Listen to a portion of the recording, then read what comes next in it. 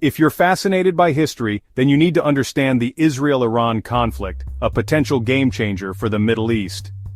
In April 2024, Israel's daring strike on the Iranian embassy in Damascus rattled the region, killing key military leaders and ramping up tensions.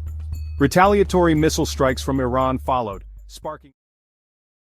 Have you ever wondered what happens when decades of tension between two nations boil over into open conflict? It's a question that looms over the Middle East, where a silent chess game of power and strategy has been unfolding for years. But what if one decisive move changed the rules entirely? Let me tell you a story that starts in the aftermath of a turning point in Syria. It all began shortly after the fall of Assad's regime. In the chaos that followed, Israeli ground forces advanced into the Syrian side of the Golan Heights. They expanded the demilitarized zone and took control of critical strategic positions. This wasn't just a tactical maneuver, it was a statement. Israeli tanks now sit dangerously close to Damascus, sending ripples through the region. Meanwhile, in the skies above Syria, another battle was raging. Israeli fighter jets launched a series of airstrikes targeting chemical weapon facilities, missile depots, and advanced weaponry to prevent them from falling into extremist hands. One particular strike near Tartus was so powerful that it registered as a 3.0 magnitude earthquake. The scale of destruction was unprecedented. In a matter of weeks, 80% of Syria's military capacity had been dismantled. Helicopters, jet fighters, and air defense systems were obliterated, leaving Syria's skies exposed. But why now? Why such a massive operation? The answer lies in Israel's broader strategy. By neutralizing Syria's air defenses, Israel created what they call a sterile defense zone.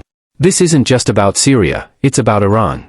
You see, with Syria's air defenses gone, Israel's fighter jets now have a clear path for preemptive strikes on Iran's military and nuclear facilities. This changes the balance of power in the region entirely. Let's break it down. Before this operation, Israeli jets faced significant limitations. Their range required aerial refueling, but tanker aircraft couldn't enter Syrian airspace due to the dense network of air defense systems. Even stealthy F-35s had operational constraints. With Syria's defenses out of the picture, tanker aircraft can now operate safely, extending the reach of Israel's air force.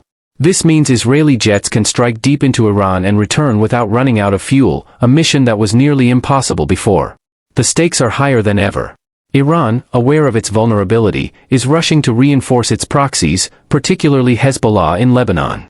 This proxy group, once a formidable deterrent, has seen its capabilities severely diminished due to Israel's relentless decapitation strikes targeting its leadership. Without Hezbollah as a credible threat, Iran's leverage in the region is slipping. Adding to the tension is Israel's newfound control of Mount Hermon, a strategic peak on the Syrian side of the Golan Heights. This mountain had long provided a blind spot for Israel's air defenses, allowing Iranian and Hezbollah drones to infiltrate undetected. Now, with radar installations planned for Mount Hermon, Israel gains unparalleled visibility into both Syria and Lebanon, further tightening its grip on the region. As the pieces move on this chessboard, the region edges closer to a tipping point. Israel's leadership has made it clear that this window of opportunity won't stay open forever. With tensions escalating and the clock ticking, one small spark could ignite a conflict that reshapes the Middle East.